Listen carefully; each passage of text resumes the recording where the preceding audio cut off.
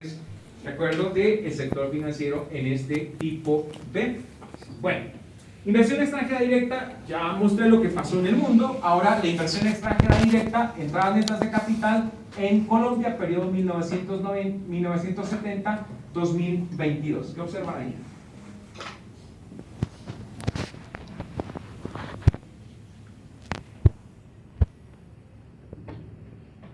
¿Cuándo empiezan las grandes inversiones en Colombia? Miren ustedes, aquí tenemos crisis de la deuda en América Latina. Algunos no están de acuerdo con esa denominación. Aquí hubo un flujo de recursos importante, ¿vale? Y después, miren ustedes, se reduce, ¿vale? Eso no solamente pasó en Colombia, en el resto de los países latinoamericanos, porque precisamente, de acuerdo a las condiciones habían cambiado. Y después, nuevamente, retoman las inversiones. ¿Bajo qué escenario? Aquí miren, 1990. Profundización de la apertura comercial y financiera en nuestro país, periodos de privatizaciones, ¿de acuerdo? Y también de grandes inversiones en otro tipo de actividades, particularmente el sector servicios, aquí hay empresas públicas, ¿de acuerdo? El sector financiero y otro tipo de actividades. Y después miren ustedes qué cambios han venido, de ahí los pueden identificar. En adelante, y crisis en el año 99. Después un poco sigue lo que mencionaba Juan José, el ciclo económico también. Después, ¿qué ocurre ahí? Año 2002 aproximadamente. Inversiones dirigidas a qué actividades. Mateo. No nacía. Sí, esa disculpa. En serio, deben estar por ahí, Nicolás, 2002, inversiones en qué actividades? ¿De pronto minera, petróleo? La minería y el petróleo, ¿de acuerdo? La minería y el sector de hidrocarburos, aunque los hidrocarburos realmente tenemos inversiones incluso en los años 80, ¿de acuerdo? En los años 90, Luciana y Agua, ¿de acuerdo? Y después nosotros tenemos modificación al código, bueno, al régimen minero y de hidrocarburos en Colombia, particularmente el año 2004. Bueno, yo escribo un artículo haciendo la comparación sobre, digamos, los cambios institucionales que se han dado en Colombia y hace una comparación con lo que ha sucedido en Ecuador. La gran conclusión es que los países latinoamericanos todos apuntaron básicamente a lo mismo, relajar de cierta manera las condiciones para atraer inversión extranjera precisamente a este tipo de actividades que las podemos denominar en general extractivas. Miren ustedes, de ahí en adelante las inversiones siguieron creciendo hasta que ya en el año 2014 nuevamente van y disminuyen, ¿vale? Que nuevamente se recuperó después de la pandemia, sí, pero hacia otro tipo de actividades, incluyendo los servicios, ¿vale? Servicios, la manufactura también, ¿vale? Tendríamos que ver la composición de la inversión extranjera directa. Más adelante muestro esos datos. Bueno, ¿alguna opinión, Angie?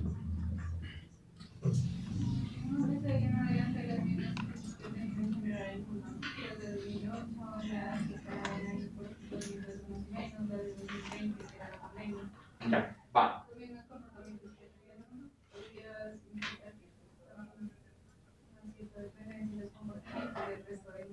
Algo que es normal, sin embargo, el problema de Colombia es, digamos, la vulnerabilidad que tiene ante el comportamiento de los precios de los principales productos de exportación, particularmente el petróleo y los minerales, ¿vale? Bueno, unos datos rápidos ahí, la IED como porcentaje del Producto Interno Bruto, antes lo mostraba, ¿de acuerdo? Simplemente en dólares, pero miren ustedes que si trazamos una línea ahí de tendencia, el porcentaje, ¿de acuerdo?, de IED, bueno, la IED, perdón, como porcentaje del Producto Interno Bruto, pues ha ido incrementando el peso. Más o menos aquí se ha estabilizado en alrededor del 5% aproximadamente, ¿vale? Lo cual es una cifra, pues, bastante significativa. Hablar del 5%, ¿con qué lo puedo comparar? Para decir que eso es significativo, que eso es importante.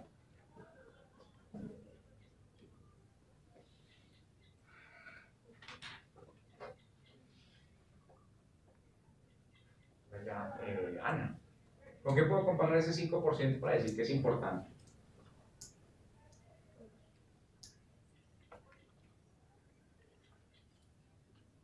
¿Con qué indicador? Bueno, con el crecimiento sí, porque ahí va, digamos, si sobreponemos el dato del crecimiento económico, vamos a ver que hay una relación bastante estrecha entre la IED con el crecimiento, ¿vale? Pero ¿con qué indicador para ver si esto es importante o no? Luis. Puede ser con las exportaciones, también hay una relación importante. ¿Con qué otro indicador? ¿Con otra variable, perdón?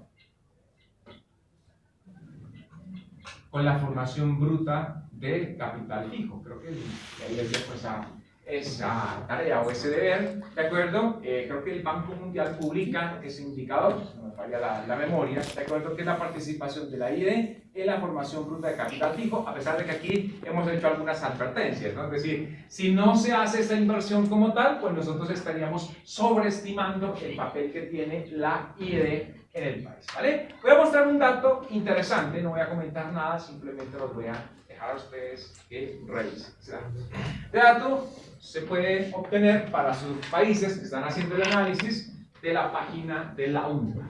Recuerden ustedes que en la IED tenemos dos tipos de movimiento, los flujos y tenemos el stock, ¿de acuerdo?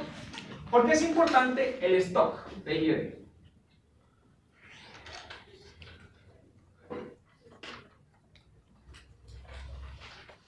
Para mirar la posición de inversión internacional. De acuerdo, nosotros podemos tener dos datos de stock. Alguien puede decir el stock. De acuerdo, en principio usted lo puede definir como aquel stock de los no residentes en Colombia y de los residentes colombianos en el exterior. ¿De acuerdo? Los residentes colombianos. Este dato que les estoy mostrando aquí a la izquierda es el de entradas y este es el de salidas. ¿El de entradas cuál es? ¿Cuál es el de entradas?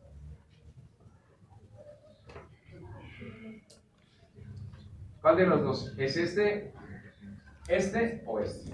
¿Primero o el segundo? Miren ustedes el comportamiento llamativo, ahora ya me dan la respuesta, ¿vale? Del stock.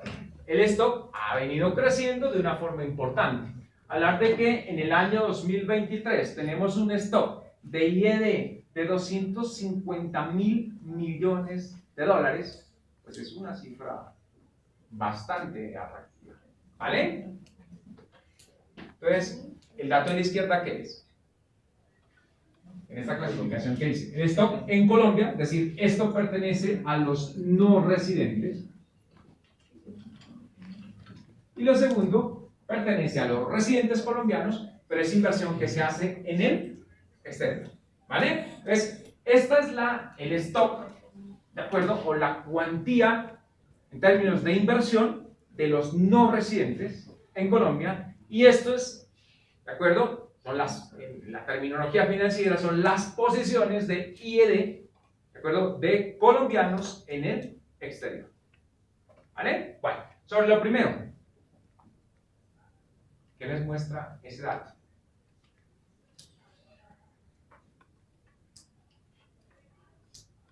Para sus países pueden descargar la misma información. ¿Qué le está mostrando ese dato?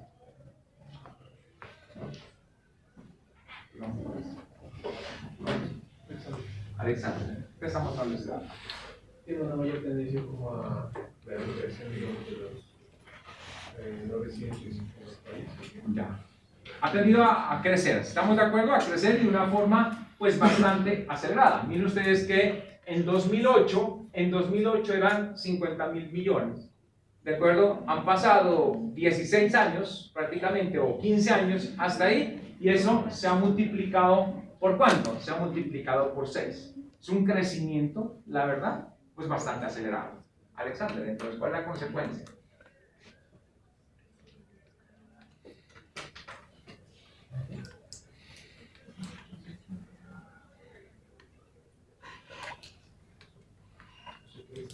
con la economía local.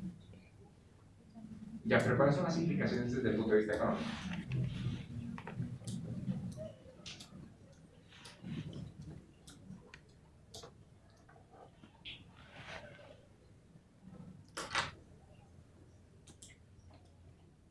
Julio, ¿cuáles son las implicaciones desde el punto de vista económico de ese crecimiento acelerado de el stock de inversión extranjera directa?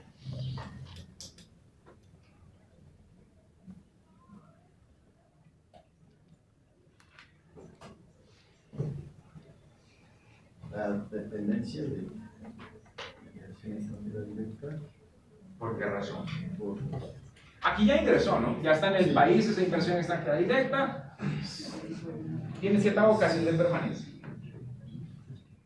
esto, la balanza de los pagos, incide en el déficit también. Sí, de acuerdo, ¿por qué? Porque estamos, por este lado es positivo, negativo. Es como endeudamiento también. Sí, de acuerdo, eso es endeudamiento.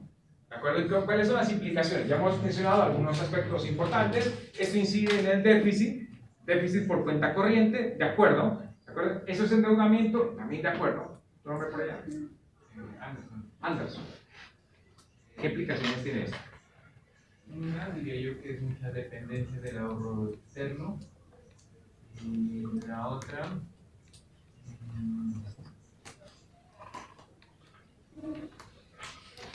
es digamos, la diferencia entre la que uno recibe el país con lo que sale es bastante grande, aunque las dos tengan la misma tendencia, las escalas son muy diferentes. Ya, por aquí estamos 70.000 millones versus 300.000. ¿De acuerdo? Vale, yo hice un poco más grande esta gráfica para dar la sensación de que, bueno, somos optimistas, ¿no? Vale, si hacemos más grande la gráfica, con eso compensamos. ¿Listo? Bueno, vea que hay un problema para resumir este asunto. Nosotros cuando recibimos inversión extranjera directa, efectivamente lo que estamos haciendo es adquirir deuda. Cuando usted adquiere deuda, aquí hay un compromiso. ¿Cuál es el compromiso? Si bien es cierto, este no es un instrumento de deuda, es decir, no hay un compromiso formal para entregar X cantidad de recursos a un extranjero, sí va a generar una presión importante por el lado de las rentas factoriales, lo que mencionaba Julio, ¿no? En la medida que esta base sea mayor, las rentas factoriales también van a ser altas y hay necesidad, ustedes decían, yo estoy dependiendo del ahorro externo, pero estoy dependiendo del ahorro externo no solamente para financiar la inversión, sino también para ¿qué? Para pagar las rentas factoriales que generan este tipo de recursos. Imagínense ustedes, aquí nosotros tenemos un ejercicio muy simple, ¿vale? La CEPAL mide, ustedes pueden verificar en el informe, la rentabilidad de la IED anual. Más o menos la rentabilidad, bueno, puedo equivocarme, creo que está alrededor del 12%, 10-12%. Lo vamos a redondear en el 10, ¿vale? 250.000 millones de dólares, ¿vale? Por el 10%. ¿Eso qué implica? De utilidad.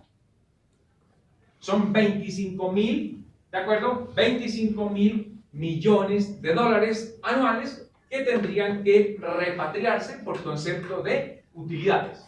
¿Qué implica eso? Probablemente no está mal, ¿vale? Pero simplemente estoy haciendo un ejercicio. Es 25.000 millones en repatriación de utilidades. ¿Qué implica? Que yo tengo que seguir trayendo, ¿de acuerdo? Inversión extranjera directa e inversión de portafolio para garantizar el pago de las utilidades. Les hago un paréntesis ahí. El problema en el cual está, en este caso, bueno, Venezuela con España. ¿Qué problema hay? Las relaciones diplomáticas. Y que eso tiene incidencia económica. Un problema, bueno, problema de relaciones diplomáticas entre España y Venezuela, porque España decidió otorgarle, ¿de acuerdo?, asilo al señor Edmundo González, ¿vale? ¿Eso qué incidencia económica tiene? Repsol, ¿de acuerdo?, que tiene unas inversiones en Venezuela, quiere repatriar sus utilidades, algo así como 1.100 millones de dólares. Problema, los 1.100 millones de dólares tienen que entregárselos el gobierno venezolano porque ellos quieren hacer esa transacción y reintegrar sus recursos. Claro, miren ustedes que un problema político al final deriva en un problema económico, ¿vale? Bueno, afortunadamente, ¿de acuerdo? Alguien podría estar en desacuerdo. Las inversiones que hacen los colombianos en el exterior también han venido creciendo. Y miren ustedes que de una forma, pues, digamos, bastante acelerada también. Nosotros a 2006 no teníamos ni siquiera 10.000 millones de dólares. Bueno, esto es más o menos el patrimonio que tiene Luis Carlos Sarmiento Angulo, ¿no? Bueno, 10.000 millones de dólares y esto se ha multiplicado por 7. El crecimiento es bastante acelerado también. Esto es lo que permite que las empresas colombianas, ¿de acuerdo?, reciban también utilidades o repatrien utilidades hacia nuestro, ¿vale? Bueno, esa ha sido la dinámica, mayor grado entonces de internacionalización. ¿Alguna opinión más sobre ese gráfico? ¿No? Bueno. Avanzo ahí. ¿Vale? La CEPAL dice, bueno, dividamos los componentes de la IED. Lo divide en 3 aportes de capital, lo que quiere decir que, ¿a qué? Capital físico o a través de instrumentos de capital, compra de acciones, entre otros. Puede ser simplemente reinversión de utilidades, este es capital, sería nuevo, ¿vale? Esta es reinversión de utilidades y este es préstamo entre empresas. ¿Cuál es el préstamo entre empresas? Aquel que se realiza entre la casa matriz y la filial, ¿vale? ¿Qué es lo que dice la CEPAL? Que ha venido sucediendo en los últimos años. El principal componente, y por lo menos desde pandemia, 21, 22, 23, el principal componente de la IED ya no es estos aportes de capital, que es capital realmente nuevo, sino que es el de reinversión de utilidades, ¿vale? Bueno, con las críticas que pueden haber al respecto. Miren ustedes que en años anteriores, 2010, el principal componente, ¿cuál era? Aportes de capital, ¿vale? La reinversión de utilidades era importante, pero era algo menor. En los últimos años, ¿de acuerdo? Lo más importante que viene siendo la reinversión de utilidades. ¿Y eso con qué tiene que ver? Que dejemos de aportar nuevos recursos de capital y que ese segundo componente sea el que tenga mayor participación. ¿Estamos?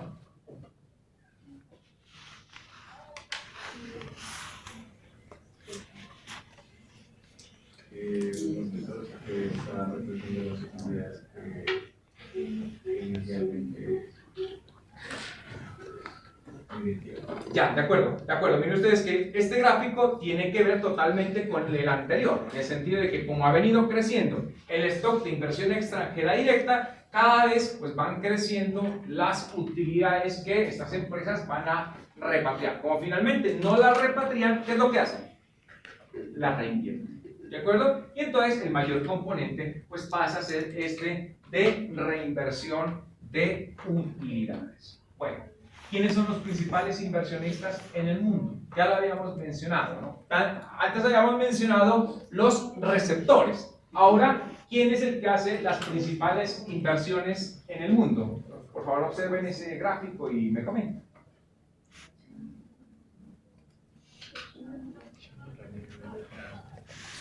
Está invertido el orden, ¿no? Bueno, si quieren de arriba hacia abajo, sí, o de abajo hacia arriba.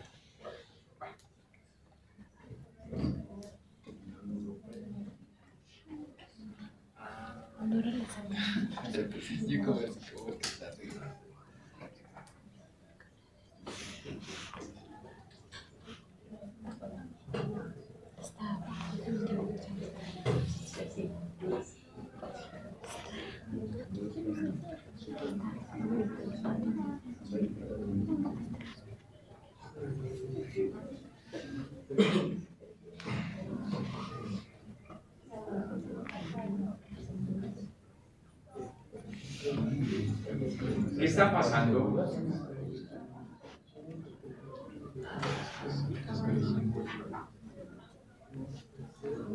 Lizeth. Bueno, en principio ahí lo está mencionando, ¿no? Comienzan ustedes que el principal receptor en el mundo, ¿de acuerdo? Miramos, es Estados Unidos. Pero a su vez, Estados Unidos también es el principal inversor. ¿De acuerdo? Es el que más recibe, pero también el que más invierte. ¿De acuerdo? No necesariamente en las mismas actividades. Si ustedes recuerdan en economía internacional, pues esto es propio tanto del comercio de bienes, ¿de acuerdo? Pero también en términos financieros. ¿De acuerdo? Bueno, ¿qué más? ¿Qué más pueden resaltar aquí? Miren ustedes que en el año 2021 Estados Unidos invirtió aproximadamente el 42% del total. ¿De acuerdo?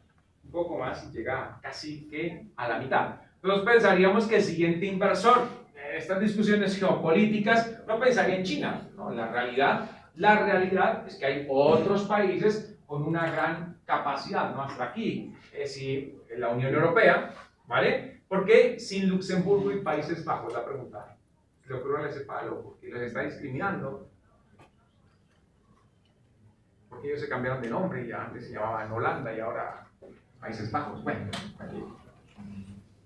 ¿Por qué Luxemburgo y Países Bajos no? Muy grande porcentaje para el de la Unión Europea.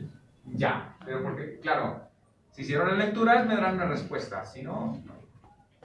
¿Por qué Luxemburgo y Países Bajos no? Porque la inversión que se hace desde estos países, que aquí aparece el 22%, ¿de acuerdo? Ya en la revisión de los movimientos o las transacciones de capitales se considera, voy a utilizar este término, dudosa.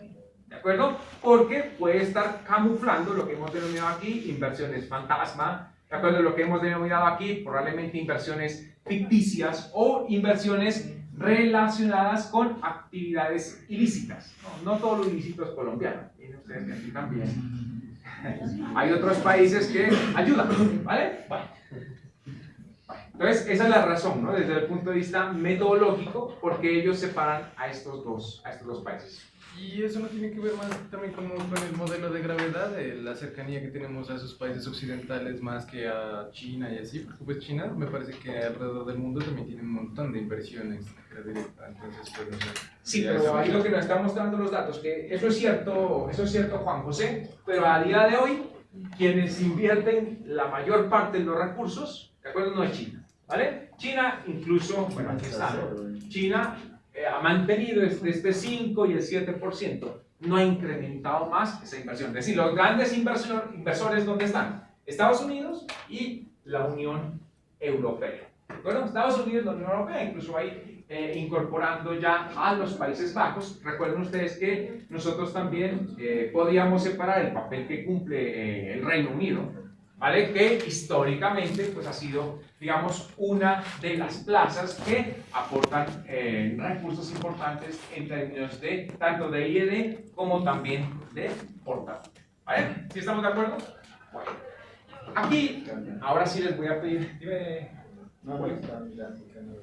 Ya, listo. Les voy a pedir a ustedes que realicen una actividad muy sencilla, ¿vale? Comparar las entradas que tiene un país por concepto de inversión extranjera directa con el pago de las rentas factoriales. Yo les muestro este gráfico que es para el periodo 1990-2015. ¿Vale? ¿Cuál es el objetivo de este cálculo? El objetivo es mirar que si nosotros estamos teniendo unos ingresos en términos netos positivos o finalmente, ¿de acuerdo? Esos ingresos simplemente se filtran por la vía del pago de las rentas factoriales. Bueno, 1990-99, 15.000 millones en entradas, redondeo, 5.000 millones en pagos factoriales, ¿vale? 2000-2015, 91.000 millones de dólares en entradas netas, 89.000 en pagos factoriales. Es decir, en términos netos, prácticamente el efecto es nulo. Claro, cuando usted mira prensa, le muestran este dato.